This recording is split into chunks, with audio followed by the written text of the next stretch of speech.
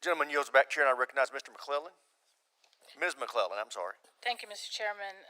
Speaking to the amendment, it is simply a fact that 400 years of slavery and Jim Crow had an impact on communities, particularly African American communities, that manifest themselves today in disparities in health outcomes, that manifest themselves in education that certain communities receive, funding for education and the level of education that they receive.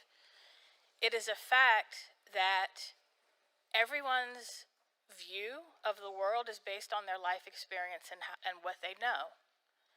And as more people who lived during Jim Crow, including my parents and my aunts and uncles, are dying off, and those stories and the impact are not taught in our schools, the more the impact that didn't go away with a magic wand when the Civil Rights Act, the Voting Rights Act were passed, when the military was desegregated, people need to know how policy decisions made during Jim Crow, during an era of white supremacy, still impact people in communities today, particularly if the very communities who were segregated for over 173 years in our armed services, even though the first casualty of the American Civil War was a black man, our armed services were segregated for 173 years.